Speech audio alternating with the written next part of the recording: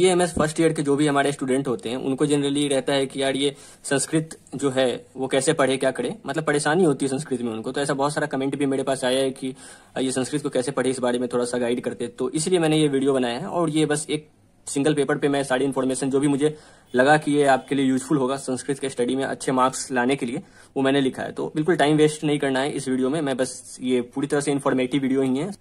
तो बेसिकली संस्कृत का जो सिलेबस है आपका, उसमें खास बात यह है कि वो सिंगल पेपर में होने वाला है। सिंगल पेपर यानी कि बहुत सारे जो आपके हैं पदार्थ विज्ञान पेपर 1 पेपर 2 होंगे, शरीर रचना, शरीर क्रिया, इन सब के पेपर 2 होंगे। संस्कृत का सिंगल पेपर होता है। उसमें आपका जो सिलेबस है वो 2 पार्ट में है।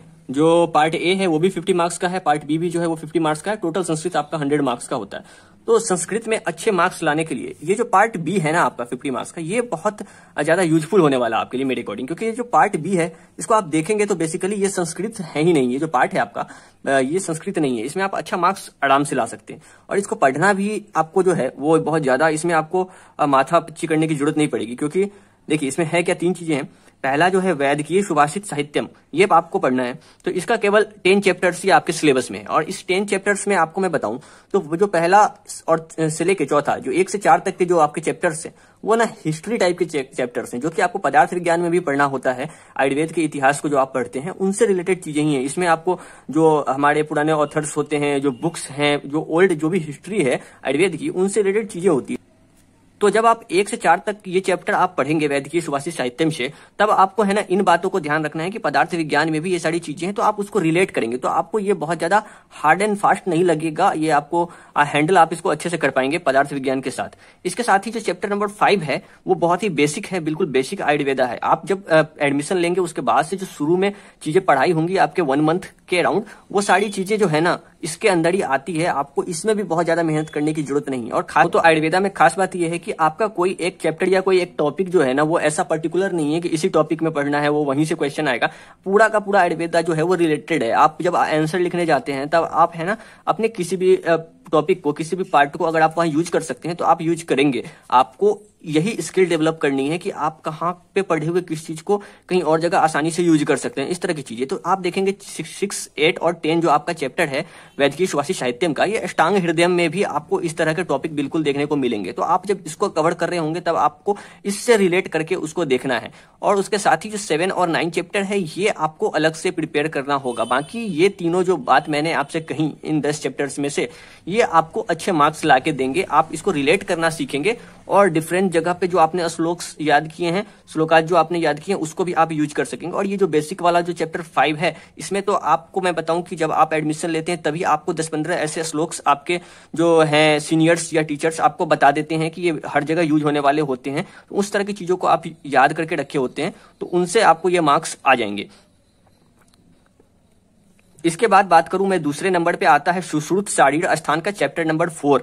इसको लेके आपको देखेंगे तो आपको जो आपका सिलेबस है उसमें नीचे रेफरेंस में ये बात आपको दी गई है। तो मैंने इसलिए इसको उठाया है क्योंकि ये आपको मार्क्स अच्छे लाके देगा। कई बार होता है संस्कृत में इनसे क्वेश्चन अच्छे रहते हैं और वो कोई बहुत टफ क्वेश्चन नहीं होते हैं। इसलिए आप चाहें तो अभी आपको सुश्रुत नहीं पढ़नी है, इस फर्स्ट ईयर में सुश्रुत नहीं है, बट आप इसका पीडीएफ डाउनलोड कर ले शारीर अस्थान का चैप्टर नंबर 4 का, या कहीं भी किसी भी सोर्स से आप ये ले लें और इसको आप पढ़ ले। इससे होगा क्या कि आप पोर्शन आपको आसानी से रिलेट होता है आपके शरीर रचना से, शरीर क्रिया से, उनमें याद किए गए श्लोकाज जो हैं, कुछ टर्म्स हैं, तो आप रिलेट कर पाते हैं और आंसर लिखते हैं। ये पोर्शन भी आप देखें तो ये कोई संस्कृत का पोर्शन नहीं है, तो ये भी आपको मार्क्स लाके देता है। अच्छा, इसके बाद आपका थर्ड पॉइंट जो होता है वो सबसे इजीएस्ट पार्ट है, वो है आपका पंचतंत्र। पंचतंत्र के अंदर आपको कहानियां होती है, उसमें बहुत सारी जो स्टोरीज है आपने बचपन में ऑलरेडी सुन रखी है। तो मैक्सिमम 3 से लेके 5 जो है ना शुरू की जो स्टोरियां, जो कहानी है पंचतंत्र में, वो बहुत इंपॉर्टेंट है, वो आपको याद रखना है। और उससे भी ज्यादा इंपॉर्टेंट है कि फॉर्मेट एग्जाम में अगर आपको आता है उसके बारे में डिटेल लिखने के लिए, ये 10 मार्क्स का रहता है। तो आप देखेंगे सिलेबस में ये 10 मार्क्स का है, तो आपको क्या करना है कि ये फॉर्मेट आपको अपने टीचर से या सीनियर से पता करना है। ऐसा नहीं है कि स्टोरी लिखनी है या उसके बारे में कुछ लिखना है सारांश, तो आप कहीं से भी शुरू होकर और कहीं पे भी खत्म कर दिए। तो स्टोरी लिखने का एक तरीका होता है, कहाँ लेखक के बारे में लिखना है, कहाँ से लिया गया है, ये सब पूरा लिखते हुए एक प्रॉपर फॉर्मेट में आपको लिखना होता है आंसर। और दूसरा जो इम्पोर्टेंट बात होता है, लास्ट वाली कुछ श्लोक है, जैसे कि पंचतंत्र की स्टोरी जहां एंडिंग होती है तो वहां पे आपको एक कंक्लूजन मिलता है जिसमें आपको बताया गया होता है कि यार ये स्टोरी क्या कहना चाहता है, जैसे कि होता है ना स्टोरी के अंत में क्या मोरल ऑफ द स्टोरी क्या है, इस तरह की चीजें, तो वो आपको याद रखनी है। अगर आप वो नहीं भी याद रख पाते तो एज इट इज उस बुक में जैसे उसका हिंदी लिखा है बिल्कुल टेक्निकल वर्ड्स के साथ, जो आयुर्वेद की भाषा में जैसे वो लिखा हुआ है संस्कृत की भाषा में, उस तरह से आप कुछ इसको डिस्क्राइब करने की कोशिश करें तो ये आपको अच्छा मार्क्स ला के देगा। तो ये जो पोर्शन था आपका, ये पोर्शन आपने देखा कि ये आपका कोई संस्कृत नहीं है, इजी पोर्शन है, आप इसको कवर कर सकते हैं और इसमें आप मार्क्स भी अच्छे ला सकते हैं। अब दूसरे पोर्शन की बात अपन करें तो दूसरा पोर्शन भी जो है अपना ए पोर्शन वो 50 मार्क्स का ही है और ये पूरी तरह से संस्कृत है। इसमें आप देखेंगे कि अब आप इसमें कैसे अच्छा कर सकते हैं, तो इसमें आप बिल्कुल अच्छा कर पाएंगे क्योंकि इसमें जो पोर्शन है जैसे संधि प्रकरण, समास प्रकरण, तो ये सारी ऐसी चीजें हैं जो आपने 10th लेवल पे या आपने हिंदी के व्याकरण में भी इन सब चीजों को पढ़ा होगा। तो ये ज्यादा डिफरेंस नहीं होता है संस्कृत वाले में और हिंदी व्याकरण वाले में, तो आप इनको रिलेट कर सकते हैं। आप इनके टाइप्स जो हैं उनको आप अच्छे से याद कर ले, उनके एग्जाम्पल्स अच्छे से याद कर ले, तो ये आपको हेल्प करेंगे मार्क्स लाने में। दूसरा जो ये है इंपॉर्टेंट बात कि शब्द रूप, तो शब्द रूप में आपको ये करना है कि जितने भी टाइप के शब्द रूप होते हैं जैसे कि आकारांत वाले, इकारांत वाले, रमा हो गया, मतलब स्त्रीलिंग पुल्लिंग जितने भी है ना, जितने टाइप के, सबके आपको एक एक याद कर लेने हैं ताकि उसके अकॉर्डिंग आपके पास कोई भी शब्द रूप आए आप उस पर सेट कर ले। जैसे कि आप बालक का कर ले या फिर राम का एक कर ले, ये आपके अ वाले हो गए। आप रमा का या लता का एक कर ले, आपका आ वाला हो गया। इसी तरह नदी का कर ले, इस तरह से आपको कर लेना है। तीसरा जो सबसे इंपॉर्टेंट है वो है आपको माहेश्वर सूत्र अच्छे से याद करना है। जब आप माहेश्वर सूत्र अच्छे से याद करेंगे उस समय आपको ये याद रखना है कि वहां पे कौन सा श जो है डिफरेंट टाइप के वो कहाँ पे कौन से यूज हुए, ताकि आपकी अशुद्धि ना हो एग्जाम में। और आपको हलंत का भी विशेष ध्यान देना है, जितना प्योर हो सके उतना प्योर आप माहेश्वर सूत्र को याद करें। तो जितना प्योर हो सके उतना प्योर आप माहेश्वर सूत्र को याद करें। इससे आपको क्या होगा कि आप प्रत्याहार आसानी से बना पाएंगे। अब माहेश्वर सूत्र से प्रत्याहार बनाना बहुत ही आसान है, तो आपको इसको लेकर टेंशन नहीं लेना है। आप बिल्कुल, अगर आपको ये याद होगा तो आप ये आसानी से बना लेंगे। ये आपके टीचर आपको सिखाएंगे कि कैसे माहेश्वर सूत्र से हम कोई भी प्रत्याहार बना सकते हैं।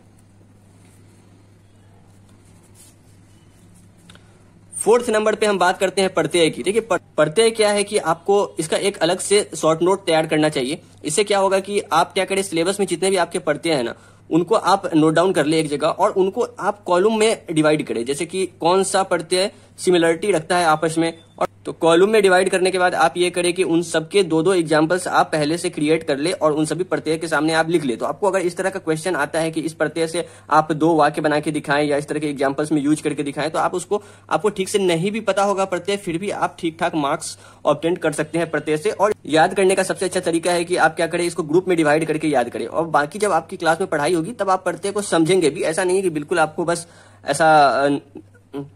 ऐसा नहीं है कि बिल्कुल आपको नहीं आ रहा है और आप एग्जाम में सब कुछ करके आ जाएंगे, ऐसा नहीं है। ये पढ़ाई होगी तब आपको ये समझना भी है। और 5वीं बात जो रहती है अनुवाद की, तो अनुवाद आपको क्लास में जब पढ़ाई होगा तभी आपको अच्छे से ध्यान देना है। और अनुवाद कई बार ऐसे होते हैं कि बुक्स के लाइंस के भी अनुवाद आते हैं, तो आपको क्लास में पढ़ते टाइम भी ध्यान देना है कि सर कैसे किस चीज का संस्कृत के लाइंस का हिंदी कैसे बता रहे हैं। और सेम चीज आपको संधि में भी ध्यान देना है कि क्लास में कौन से श्लोक में सर किस तरह से संधि विच्छेद कर रहे हैं या किस तरह से संधि का यूज हो रहा है। प्रत्यय भी आपको याद रखना है किस तरह से, किस टॉपिक में कहीं पे ल्यूट प्रत्यय लगा के इस तरह से हो रहा है, कहीं पे अलग अलग तरह के प्रत्यय का यूज हो रहा है, उनको भी आपको ध्यान रखना है। तो आशा करता हूं कि आपको ये जो इन्फॉर्मेशन मैंने दी इससे आपको कुछ हेल्प मिलेगा और आप संस्कृत को थोड़ा ज्यादा इजी वे में स्टडी कर पाएंगे और अच्छे मार्क्स लेके आ पाएंगे। Thank you.